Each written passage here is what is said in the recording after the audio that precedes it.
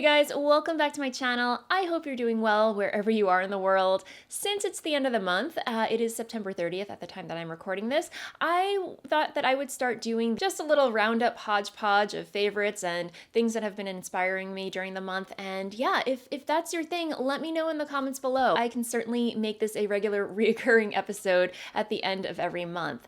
So yeah, anyway, let's get into things because I do have some progress to share with you on my bubble cardigan by Stephen West.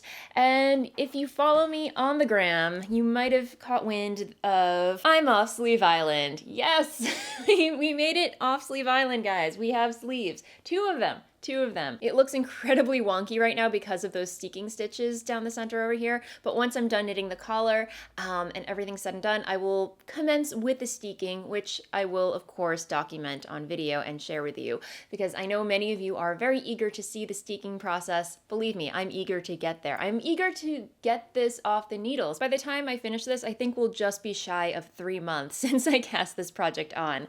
And yeah, I'm just so ready to have this off the needles and done and be done with it. Not that it hasn't been enjoyable. I've enjoyed every stitch, but it's such a beast, guys. I'm ready to cast on the next new and shiny thing and wear this and enjoy it because, yeah, the weather, she's getting cooler and I'm ready to have this in my autumnal wardrobe. I'm building it up, guys. The only snafu, the only hiccup that I realized, because as a person who generally typically does not read through a pattern in its entirety before casting it on, I was supposed to do an I-cord bind off at the bottom of the ribbing over here. I personally think it looks fine without the I-cord edging on it. I like the stretchiness of it. And I was probably supposed to do another I-cord bind off at the sleeves, but you know, again, not worth ripping back for. So yes, that is the state of the bubble cardigan at this point in time. And I'm hoping to put a large dent in the collar over the weekend because this weekend is our niece's bat mitzvah.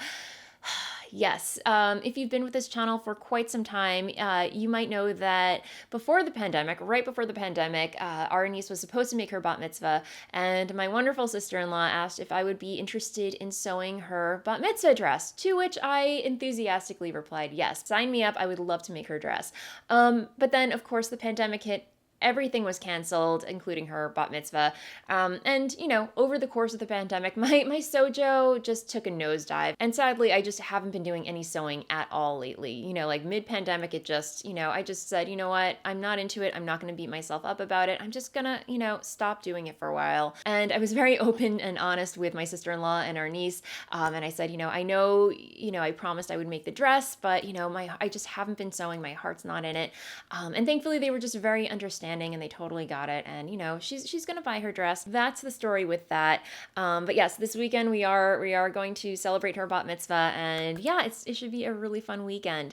And of course, I'm taking this along with me, and because it's a you know, I want to say like a 2-hour car ride. We're gonna be on the road for quite some time, so I anticipate that I will probably most likely have the collar done by the end of the weekend. So fingers crossed, next week I will be able to record the steeking process. So that's my bubble cardigan. Yeah, hopefully next week she will be mostly done. I don't know, we'll see. I still have a lot of ends to weave in. Even though I've been weaving in ends as I go along, there's a lot of cleanup work that needs to happen after the blocking process.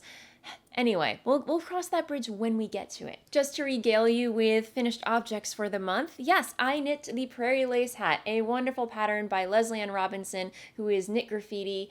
Yeah, this came out of nowhere. I just needed a palette cleanser, a break from the bubble cardigan because yeah, I've been working on it for 2 months now, and I needed something else. I needed a break, something to just, again, like I said, cleanse the palette, and this pattern came through for me. It had everything that I was craving. Just a quick project, brioche, playing with different colorway combinations. Yeah, this yarn, by the way, is my hand-dyed yarn, Voolenvine yarns, using 3 different bases. I'm not going to regale you with all the yarn information. I'll pop a link to the episode where I talk about the FO and the project more in depth in the doobly-doo up here. But yeah, just a really great project to, you know, take a break from a project that I've just been slogging away at over the past couple of months. So yay, Prairie lace hat. Love it, highly recommend it. And then of course I also included a tutorial on how to make one of these little fluffy pom-poms using this contraption right here. Again, links in the doobly-doo right here. And one last thing that I want to mention about this project, I know I mentioned that I wanted to use the leftover yarn from this hat to cast on the Marled Magic shawl, another pattern by Stephen West. I did mention that I was going to cast that on, but I'm thinking I might hold off on casting it on just because some other patterns came into my life that I'm a little more excited about casting on. Because as I mentioned in a recent episode, I'm joining Stephen West's 2021 MKAL.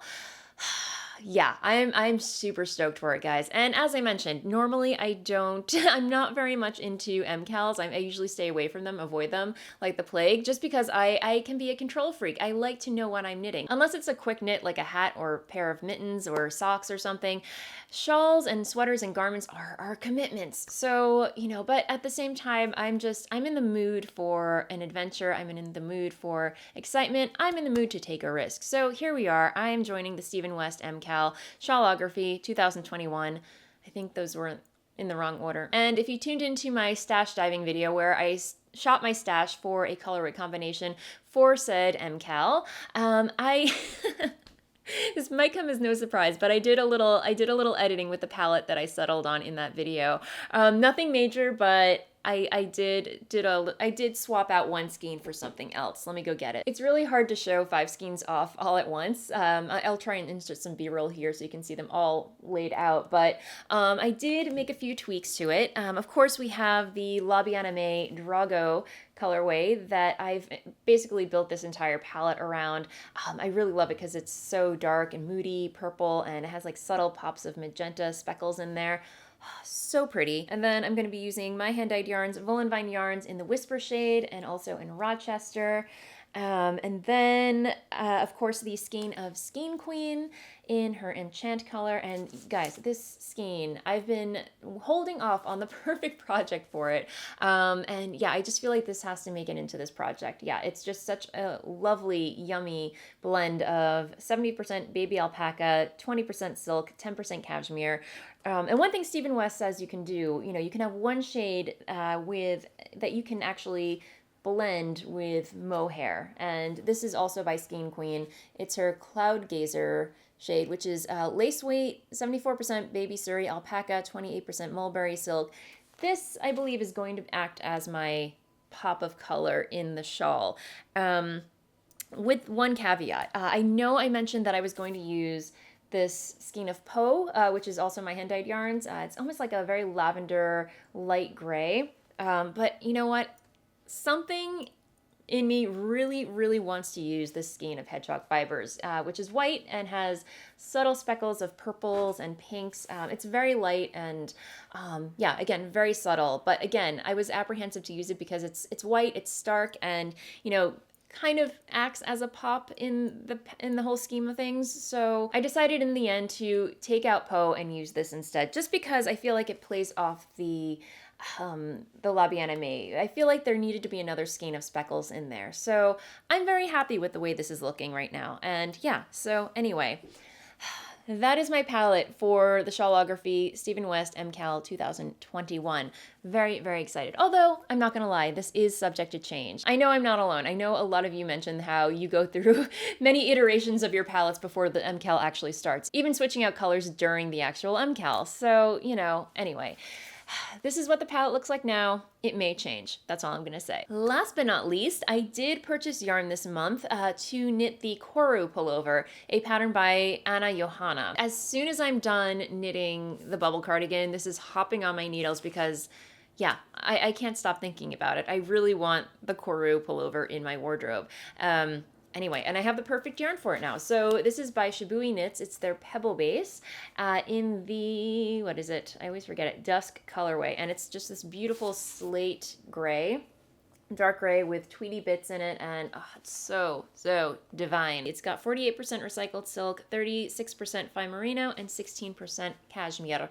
I always have to say cashmere with an accent, rolling the R at the end, just because it's so fancy. It needs a rolled R at the end. Anyway, that is what I'm casting on in the near future, and I cannot wait. And finally, just to cap things off, I thought I would share some other things, non-knitting related, that have been inspiring me, that I've been into, listening to, reading, watching, should you care to stick around. But yeah, as far as podcasts, I've been really into listening to this one podcast called Creative Pep Talk, hosted by Andy J. Pizza. Not his real name, but oh my goodness, guys, he is so fun to listen to. And basically, he's an illustrator, but he hosts a podcast where it's exactly what it sounds like. He gives these creative pep talks. He gives you tips and tricks on how to live a more creative life, how to be more creative, and, just make it as an artist, no matter, what kind of art you do, and how to, navigate social media and promote yourself. And yeah, he covers a wide gamut of things when it comes to just living a creative life and making a living from it. So highly recommend it if you are, someone like me who runs a creative business, or, looking for ways to be just more creative in general. He is again, really fun to listen to. He's hilarious. I know he might not be everyone's cup of tea. His energy is very, very high, and he definitely goes off on a lot of tangents, but I get a kick out of him. And then there's another podcast that I just stumbled on, and I know a lot of people are into true crime podcasts, like what's that one that's very, very popular? My Favorite Murder. I got into that one for a short while, but I will be honest, I'm not into true crime. I've never been into mysteries or thrillers. Not that I'm triggered by it or offended or put off by it. It just doesn't really appeal to me. But I did stumble on this one podcast called It Sounds Like a Cult, and guys, it's brilliant. It's hilarious. And yeah, it's also kind of like, oh my gosh, WTF. It's hosted by two women. I'm completely blanking on their name, but one's an author. She wrote this book called Cultish, which I'm planning to read at some point. But each episode, she deep dives into, I don't know, like a pop culture figure or a company, like, Tony Robbins or SoulCycle, and, all these personalities and companies that, when you do take a step back from it and you look at it as a whole, you're like, wow, that kind of sounds like a cult. And it's a really fascinating, eye-opening, and dare I say entertaining podcast to listen to. And while I'm not into true crime, I'm definitely into learning about, why things are, how things work, reading biographies of people, what makes people tick. I'm so into that stuff. And again, in another life, I was probably a psychologist, because I find all that stuff very fascinating. So anyway, maybe not your cup of tea, but if that interests you, I definitely recommend it. As far as what I've been watching, I will be honest, I really don't watch very much TV. Usually if I'm watching anything, I'm sitting in front of my computer watching YouTube videos, primarily photography tutorials, and recently I've just been trying to teach myself DaVinci Resolve. Totally going off on a geek tangent here, but yeah, DaVinci Resolve is a new to me editing software. So right now I use Adobe Premiere to edit these videos, and now there's a new-ish editing software on the market called DaVinci Resolve, and it looks really neat. And yeah, I'm just trying to get myself acclimated with it and learn how to use it. So there's that. But when Dennis comes home and we're eating dinner, we do watch the HGTV, because lately we, as I mentioned, we have been house hunting, and, we've been very into, like House Hunters and, home renovation shows. So we've been watching a lot of that. And there's one show that I just fell absolutely in love with, that I'm obsessed with. It's called Houses with History. And yeah, it's exactly what it sounds like. It's an HGTV show where, these two guys, they find a really old house that is basically falling apart, and they renovate it. They fix it back up and, make it like new again, breathe new life into it, and sell it. And oh my gosh, you guys, it speaks to my soul on so many levels. If you've been watching this channel, you know that I'm a total Victorian era junkie. I love all things Victorian, especially Victorian houses. I mean, we've been looking at a couple of old Victorian fixer-uppers, during our search for a new home. So this show was just right up my alley. I geek out over this stuff, guys. But yeah, that's what I've been watching. All right, my friends, I have waffled on for way too much. If you enjoy this video, again, let me know in the comments below. I will make this a monthly regular episode. Just sharing my favorites with you, what I've been making, what I've been up to, just regaling you with all the things that happened throughout the month. Yeah, this is a lot of fun. A little rambly, but a lot of fun. But that said, thank you as always for hanging out with me. If you're new here, welcome. If you haven't already, I highly encourage you to like and subscribe. I put out a video for your viewing pleasure every week, and it seems like I'm putting out 2 videos per week. Yeah, I'm thoroughly enjoying putting out more content for you guys. So anyway, I hope you are enjoying it as well, and I am gonna end things there. Have an amazing weekend, and I will see you next time. Bye!